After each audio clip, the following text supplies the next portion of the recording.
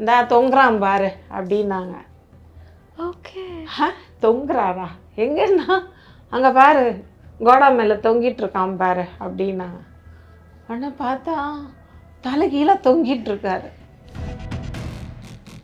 மதியானம் லஞ்ச் சாப்பிட வீட்டுக்கு போயிட்டு வரும்போது பார்த்தா க்ரெயின் மேலே உட்காந்துருக்காரு. சுற்றி ஒரு 100 சிகரெட்டு கிடக்கும் தரையில். காந்தி அவன்கிட்ட பேசாதே, அவன்கிட்ட பேசினேன்னா பிரச்சனை பண்ணுவான், சண்டைக்கு வருவான், அவன் உனக்கு தெரியாது அப்படின்னா. அப்படியா அப்படி சொல்லிட்டு போயிட்டேன். திரும்ப செட்டுக்குள்ளே வந்து சும்மா இருக்கலாம்ல, சாப்பிட்டீங்களா சார் அப்படின்னு.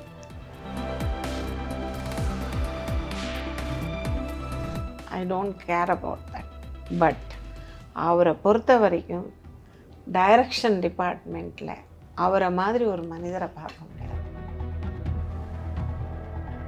புரியுதா? அதனால நான் எப்போ பார்த்தேனோ அந்த முடிகிற வரைக்கும் கடைசி நாள் நாங்கள் அதாவது பிரியாவிடை பெறணும், அவர் அப்ஸ்காண்ட் ஆகிட்டார். ஏன்னா எங்கள் யார் முகத்தையும் அவரால் பார்க்க ஃபுல்லாக சூசைட் பண்ணி தொங்குறான்னு என் புருஷன் தான் போய் கண்ணாடியெல்லாம் உடச்சி உள்ளே போயிட்டு அந்த பொண்ணை இறக்கி கீழே படுக்க வச்சது என் புருஷன் தான். அந்த பொண்ணும் வாழ்க்கையும் போச்சு, அவரும் போயிட்டாரு.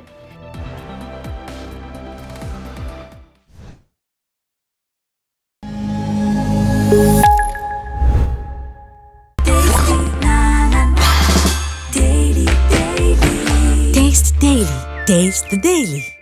irregular period என்னதான் பண்றது? உங்க பிரச்சனைகளை கட்டுப்படுத்த லயன் டேட் சிரப் தினமும் 2 ஸ்பூன். நாதஸ்மியர்களுக்கு வணக்கம். இன்னைக்கு நம்ம யாரை பார்க்க போறோம் அப்படின்னா, எப்படி சொல்றது, உங்களை எல்லா சீரியலும் நம்ம பார்த்துருப்போம். ஒரு வில்லியா நம்மள எல்லாருமே ஒரு மிரட்டியிருப்பாங்க.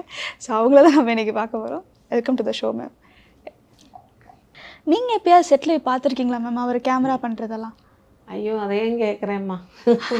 செட்டில் போய் பார்த்துருக்கேன் நான். அதாவது கல்யாணம் ஆன புதுசில் என் பொண்ணு 3 months ஏதோ ப்ரெக்னெண்ட்டாக இருந்தேன். இப்போ டாக்டர் ரொம்ப நடக்கக்கூடாது, யூட்ரஸ் உங்களுக்கு கொஞ்சம் வீக்காக இருக்குது, அதனால் நீங்கள் பார்த்துருக்கணும், எங்கேயுமே வெளியே போகக்கூடாது, நடக்கக்கூடாது அப்படின்னு சொன்னாங்க. சரி இவருக்கு நைட்டு டின்னர் எடுத்துகிட்டு போனோம். வாகினி ஸ்டூடியோவில் 8th floor ஷூட்டிங் நடக்கும். ஜெயசுதா அம்மா, சொப்னாங்கிற ஆர்டிஸ்ட்டு, அப்புறம் ராதிகா அம்மா, கிருஷ்ணம் ராஜு சார், சிரஞ்சீவி, இந்த 5 பேர் ஷூட்டாங்க. என்னென்னா ஒரு ஃபங்க்ஷன் சீன். அதில் இவங்க தாசியா நடிச்சிருப்பாங்க. இவங்க டான்ஸ் சில்சிலான்னு ஒரு படம் வந்துங்க, அந்த ஒரு இவர் வந்து அப்படியே டான்ஸ் ஆடிக்கிட்டே வருவாங்க ஜெயசுதா அம்மா. அது கிருஷ்ணம் ராஜு வருவார். வந்து என்ட்ரு ஆகும்போது நான் வெளியிலேருந்து உள்ளே என்ட்ரானேன். என்ன செக்யூரிட்டி அம்மா உள்ளே விட முடியாதும்மா அப்படின்னு. இல்லை எனக்கு உள்ளே போகணும் விடுங்க. இல்லைம்மா உங்களை உள்ளே விட முடியாது, ரொம்ப ரிஸ்கான ஷாட் எடுத்துக்கிட்டு இருக்கான் அம்மா, நீங்கள் உள்ள. ஆனால் ப்ரொடியூசர் அங்கேருந்து அந்த ராயபுராஜ் சார் வந்தார். என்ன சாந்தி இன்னும் இங்கே நிற்கிற அப்படின்னாரு. இல்லை அண்ணா அவரை பார்க்கணும் அப்படின்னாரு. என்ன பார்க்கணும், என்ன நீ வரமாட்டேன் இன்றைக்கி, என்ன செட்டுக்கு வந்தேன்னாரு. இல்லை நான் வீட்டுக்கு போகணும், அங்கே போனால் தனியாக இருக்க ஒரு மாதிரி இருக்குன்னா அதனால் இங்கே வந்தேன் அப்படின்னேன். சாப்பாடு கொடுக்கணும் அவருக்கு அப்படின்னா. ராதிகா அம்மா வந்தாங்க. என்ன சாந்தி? இல்லை ஒன்றும் இல்லைப்பா, சாப்பாடு கொடுக்கணும் அவருக்கு. அப்புறம் ஜெயசுதா அம்மா வந்து செட்டுக்குள்ளேருந்து வெளியே வந்தாங்க. பார்த்தீங்கன்னா என்ன நீங்கள் நிற்கிற? இல்லைக்கா அவரை பார்க்கணும், அதுக்கு தான் வந்தேன். எல்லோரும் இதே கேட்குறாங்களேன்னு எரிச்சல் வந்துடுச்சு. அப்படியே மூஞ்சி உம்முன்னு வச்சுட்டு நின்றுட்டுருக்கோம். ஜெயசுதா அம்மா புரிஞ்சிருச்சு. அவங்க என்ன பண்ணாங்க, செக்யூரிட்டி உள்ளே விடுப்பா போட்டோம் ஓகே அப்படி சொல்லிட்டு அவங்க என் கையை பிடிச்சி உள்ளே கூட்டிகிட்டு போயிட்டாங்க. ஓகே உள்ளே போனால் எல்லோரும் உட்காந்துருக்காங்க. இவரை மட்டும் ஆளை காணும். எங்கே வில்லியம்ஸ் எங்கே லைட்மேன் அண்ணா எங்கே அவர் எங்கே அப்படின்னா. இந்தா தொங்குறான் பாரு அப்படின்னாங்க. ஓகே தொங்குறாரா? எங்கன்னா அங்கே பாரு கோடா மேலே தொங்கிட்டு இருக்கான் பாரு அப்படின்னாங்க. ஆனால் பார்த்தா தலை கீழே தொங்கிட்டு இருக்காரு. கேமரா கையில் இருக்குது, தலைகீழாக தொங்கிட்டு இருக்காங்க. 6 லைட்மேன் கயிறு வச்சு நிற்கிறாங்க இவரை ரொட்டேட் பண்ணுறதுக்கு. நடந்துக்கிட்டே இருப்பாங்க அவங்க, இவர் ரொட்டேட் ஆகிட்டே இருப்பார். அந்த கேமராவில் அந்த மாதிரி ஷாட்டு. எனக்கு ஒரு நிமிஷம் வயர கதி கலங்கிருச்சு. அடையோ இது மேலேருந்து விழுந்தா என்ன அவரது மண்டைக்கிட்ட உடஞ்சிரும் அப்படிங்கிற ஒரு பயத்தில் நான் அலறிட்டேன். அலறினோடனே செட்டில் எல்லோரும் சொன்னேன், இதுக்கு தான் உன்னை உள்ளே போக வேணான்னு சொன்னேன். ராயபுராஜ் சார் வந்து நீ எதுக்குள்ளே வந்த, முதல்ல வெளில போய் உட்கார் அப்படின்னாரு. இல்லை அவரை இறங்க சொல்லுங்கள் ஓகே.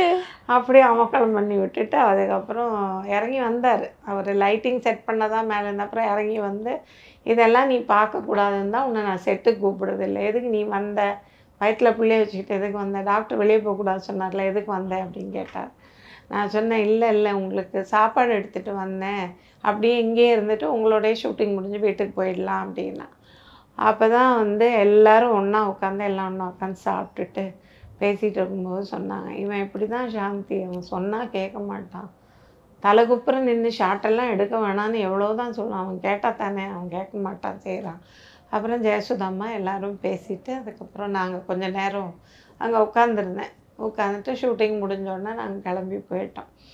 அந்த மாதிரி ரிஸ்க்குன்னா அவருக்கு ஹல்வா சாப்பிட்ற மாதிரி அவ்வளோ இதாக அந்த ஒர்க்கை வந்து அவ்வளோ அழகாக எடுப்பார். அந்த மாதிரி இந்த செட்டுங்களுக்கெல்லாம் இப்படி போய் நான் அவரை பார்த்தேன் சில விஷயங்கள். ஏன்னா அவர் ஃபஸ்ட்டு படம் நடிக்கும்போதே மதியானம் லஞ்ச் சாப்பிட வீட்டுக்கு போயிட்டு வரும்போது பார்த்தா க்ரெயின் மேலே உட்காந்துருக்காரு. சுற்றி ஒரு 100 சிகரெட்டு கிடக்கும் தரையில். அப்போ லைட்மேன் அண்ணா கேட்டான்னா, என்னதுண்ணா இது குப்பை அப்படின்னேன். இது குப்பை இல்லைம்மா, அவன் அங்கே பாரு, அவன் எங்கே உட்காந்துருக்கான் பாரு அப்படின்னாங்க. பார்த்தா க்ரெயின் மேலே உட்காந்துருக்காரு அப்படின்னு சொல்லிவிட்டு அப்புறம் என்ன பண்ணோம் நாங்கள், அந்த மாதிரி ஒரு இது என்ன அந்த அண்ணன் இந்த ஆள் என்ன லூஸான்னா அதாவது உங்களுக்கு தெரியாததுக்கு முன்னே இந்த ஆள் என்ன லூஸான்னா க்ரெயின் மேலே ஏறி உட்காந்துருக்காரு. ஆமாம் இவர் சாப்பிட்டாரா இல்லையா? சாப்பிடவே இல்லைம்மா. அப்புறம் இன்னொரு ப்ரொடியூசர் வந்து சொன்னார், சாந்தி அவன்கிட்ட பேசாதே, அவன்கிட்ட பேசினேன்னா பிரச்சனை பண்ணுவான், சண்டைக்கு வருவான், அவன் உனக்கு தெரியாது அப்படின்னா.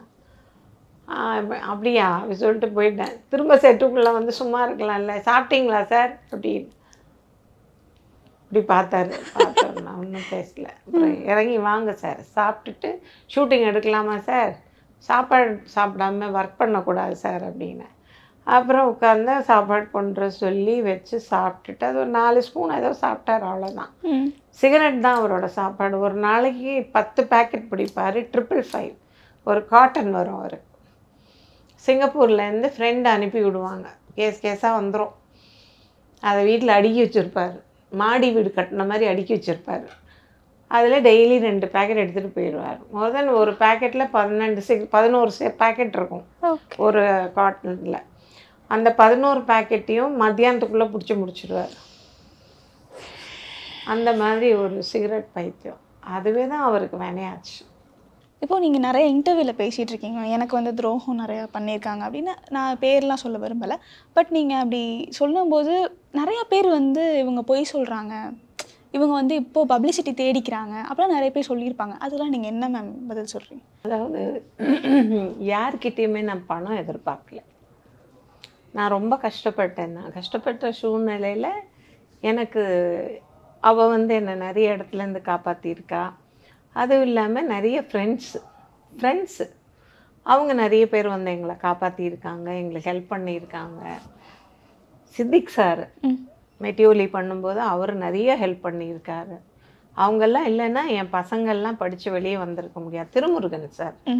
முருகன் சார் வந்து என்னோட 2வது பொண்ணு காலேஜ் ஃபீஸ் கட்டணும், பணம் இல்லை. மறுநாள் 11 மணிக்கு ஃபீஸ் போய் அடைக்கணும். WCCயில் 20,000 ரூபாய் அடைக்கணும், காசு இல்லை. 10,000 ரூபா ரெடி பண்ணிட்டேன். ஷூட்டிங் வந்து தமிழ்நாடு ஏதோ ஒரு இதில் ஹாஸ்பிட்டலில் நடக்குது, ரொம்ப தூரத்தில், மாம்பாக்கத்தில். நான் உட்காந்து அழுதுட்டுருக்கேன் ஒரு வாரமாக. மெதுவாக காயத்ரியை கூப்பிட்டாரு. மானிட்டரில் பார்த்து நான் அழுவுறதை பார்த்துட்டு, சாந்திமா அழுகுறாங்க மேம், கொஞ்சம் போய் என்னன்னு கேளுங்க அவங்கள அப்படின்னா. காயத்ரி வந்து என்கிட்ட கேட்டால், என்னாச்சுமா, ஏன் அழுகுறீங்க? சேச்சி என்னாச்சு? இல்லை காயோ, சிந்துவுக்கு பணம் கட்டணும், ஃபீஸ் கட்டணும், பணம் இல்லை, அதனால என்ன பண்ணுறதுன்னு தெரியல. 10,000 ரூபா ரெடி பண்ணிட்டேன், இன்னும் 10,000 ரூபாய் வேணும், என்ன பண்ணுறதுன்னு தெரியல. கம்பெனியில் போய் கேட்க முடியாது, நிறைய பணம் நான் வாங்கிட்டேன் கம்பெனியில், வீட்டுக்காருக்காக செலவுக்கு வாங்கிட்டேன், மெடிக்கல் எக்ஸ்பென்ஸ்க்காக அப்படின்னு சொன்ன உடனே, ஓ அப்படியா அப்படி சொல்லிட்டு போயிட்டாங்க. போயிட்டு அப்புறம் திருமுருகன் சார்கிட்ட போயிட்டு, இல்லை சார் நாளைக்கு ஏதோ சிந்துவுக்கு பணம் கட்டணுமா அப்படின்னு சொல்லியிருந்தேன். அன்றைக்கி நைட்டு நான் ஒரு ஆட் ஷூட்டிங் போகிறேன். வந்து ஏதோ காஃபி ஆட் ஷூட் ஏதோ ஒன்று கூப்பிட்ருந்தாங்க. சரி போனால் அப்போல்லாம் 5,000 ரூபாய் தான், 2,000 ரூபா 3,000 ரூபா அப்படி தான் கிடைக்கும். அப்போ சரி அது பரவாயில்ல, அந்த 3000 ரூபா கிடைச்சா பாக்கி 7000 ரூபா தானே, பார்த்துக்கலாம். 11 மணி வரைக்கும் கடவுள் நம்மளை சும்மா விட மதர் என்னை எப்படியாவது இதுலேருந்து காப்பாற்றி விடுன்னு சொல்லி வேண்டிக்கிட்டு நான் அங்கே ஷூட்டிங் முடித்து வீட்டுக்கு வந்துட்டு கிளம்பிட்டேன். அங்கே 10 மணி கழிச்சிட்டு 10 மணி டு 2 மணி வரைக்கும் கழிச்சிட்டு சரின்னு சொல்லிட்டு முடிச்சு வீட்டுக்கு வந்து குளிச்சுட்டு ரெடி ஆகிட்டு திரும்ப அசிஸ்டண்ட்டை கூப்பிட்டு அந்த லொக்கேஷன் கிளம்பி போயிட்டேன். ராத்திரி 10 மணிக்கு திருமுருகன் சார் எங்கள் வீட்டுக்கு வந்திருக்காரு.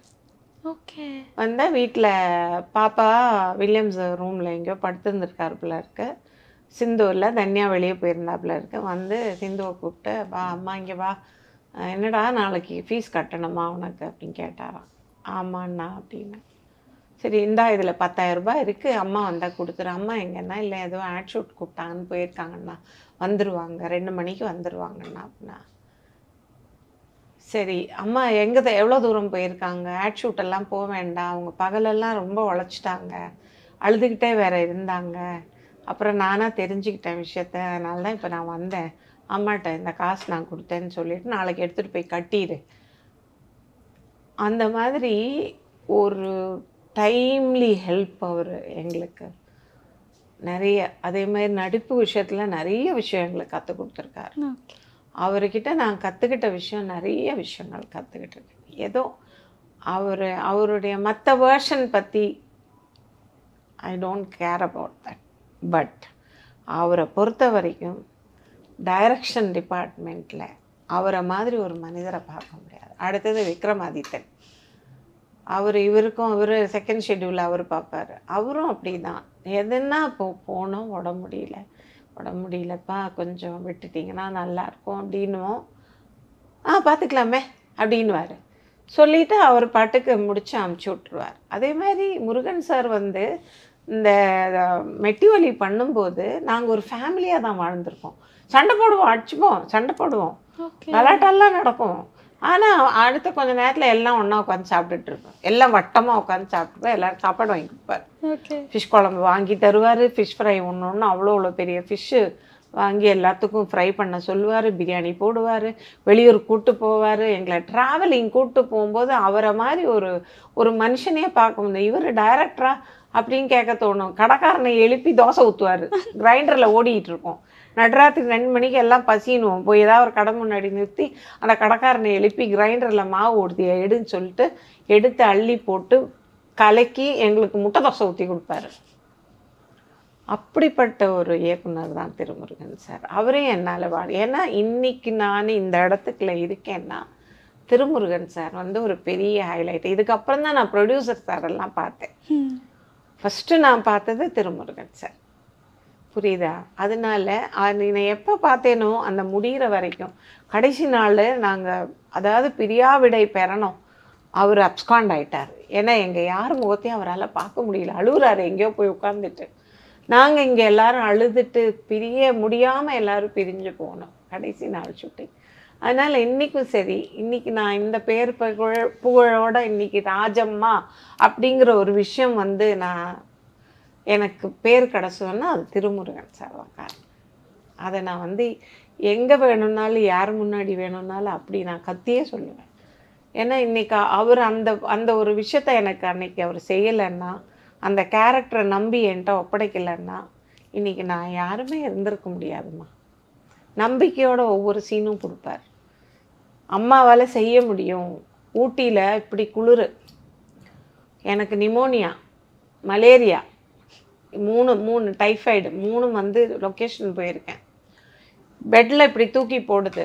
எனக்கு ரூமுக்கு வந்து ஹீட்ரு கொடுத்து விட்டுட்டாங்க, எல்லாத்தையும் அனுப்புகிறாங்க. ராத்திரி ஷூட்டு கொடைக்கானலில் எப்படி இருக்கும் ராத்திரியில், குளிர் நேரம், டிசம்பர் மாதம், தாங்க முடியல. அந்த குளிர்லேயும் அவர் வந்து எங்களை பாதுகாத்து சுடு தண்ணி பெப்பர் எல்லாம் போட்டு அப்பப்போ ஃப்ளாஸ்கில் ஊற்றி எனக்கு கொடுத்துக்கிட்டே இருப்பாங்க. அப்படி விடிய நடிச்சு கொடுத்துட்டு வந்தேன் நான். புரியுதா? அந்த மாதிரி வந்து is a very supportive director. எல்லாருக்குமே வந்து ஒரு உதவி பண்ணியிருக்கார். ஆஃப்டர் ஆல் ஒரு டிரைவருன்னு சொல்லுவாங்க. என்னது ஆஃப்டர் ஆல் ஒரு டிரைவருன்னுவாங்க சிலவங்க. அந்த ஆஃப்டர் ஆல் டிரைவருக்கு அவர் என்ன பண்ணாருன்னா, நடு ரோட்டில் ஆர்டிஸ்ட்டை பிக்கப் பண்ணி போகும்போது ஹார்ட் அட்டாக் வந்துடுச்சு. பெஸ்ட் ஹாஸ்பிட்டலுக்கு கொஞ்சம் தாண்டி. அவர் நினைக்க ஃபோன் அடிக்கிறாரு, எனக்கு இந்த மாதிரி நெஞ்சு வலிக்குது, எனக்கு அட்டாக் வந்திருக்க போல இருக்குது, காரில் ஆர்டிஸ்ட் இருக்காங்க, வேறு வண்டி அனுப்புங்க, ஹெல்ப் வேணும்னு கேட்கல, வண்டி அனுப்புங்க. உடனே கணபதி அப்படின்னு மேனேஜரை கூப்பிட்டாரு. அடுத்த கார் வந்து நிற்கிது. இவரை கொண்டு போய் ஹாஸ்பிட்டல் அட்மிட் பண்ணுறாங்க. 1.5 லட்ச ரூபா செலவு பண்ணி ஹார்ட் ஆப்ரேஷன் பண்ண வச்சு, பூபதி, அந்த டிரைவர் அண்ணா பேர் பூபதி, அப்படிப்பட்ட ஒரு மனிதர் தான் திருமுருகன். உதவின்னு கேட்டு போகிறவங்களுக்கு அவர் உதவாமல் செஞ்சதில்லை. இன்றைக்கி அவர் என்னன்னு எனக்கு தெரியாது. எங்களோட வாழ்ந்த அந்த அந்த 5 வருஷ காலத்தில் எங்களுக்கு எல்லாருக்குமே அவர் ஒரு கடவுளாக தான் வாழ்ந்தார். Okay ma'am. ஷோபா, அவங்க கூட நீங்கள் நடிச்சிருக்கீங்க. அவங்க திடீர்னு இறந்துட்டாங்க. அது உங்களுக்கு ஏன்னு தெரியுமா? அது என்னன்னுலாம் எனக்கு தெரிய வாய்ப்பு இல்லைம்மா. வீட்டுக்குள்ளே சூசைட் பண்ணி தொங்குறான்னு என் புருஷன் தான் போய் கண்ணாடியெல்லாம் உடச்சி உள்ளே போயிட்டு அந்த பொண்ணை இறக்கி கீழே படுக்க வச்சது என் புருஷன் தான். அதை தான் பண்ணார். காலை பூரா ரத்த வெள்ளமாக வந்து நின்னார். ஆனால் அந்த பொண்ணு அவரை கல்யாணம் பண்ண வேண்டிய அவசியம் இல்லை இருந்தது. என்ன நடந்ததோ ஏது நடந்ததோ, ஆனால் வந்து அந்த பொண்ணோட வாழ்க்கை போயிடுச்சு. அந்த பொண்ணு இறந்து போகக்கூடிய வயசும் கிடையாது, எதுவும் கிடையாது. புரியுதா? என்னை பொறுத்த வரைக்கும் எனக்கு ஒரு குட்டி தங்கச்சி. ஏன் தெரியுமா? அந்த முகம் பார்த்தா இவ்வளோதான் இருக்கும், அதை பிடிச்சி கொஞ்சிட்டே இருக்கலாமான்னு தோணும். ஓகே. ஆமாம், நாங்கள் மலையாள படம் பண்ணும்போது நாங்கள் 2 பேரும் சிஸ்டர்ஸாக பண்ணோம். அவள் மூஞ்சி பிடிச்சி கொஞ்சிட்டே இருப்பேன். நான் இவ்வளோ தான் இருப்பேன், அவள் இவ்வளோ இருப்பாள். பிடிச்சி கொஞ்சிட்டே இருப்பேன். எனக்கு அவ்வளோ பிடிக்கும் அவளை.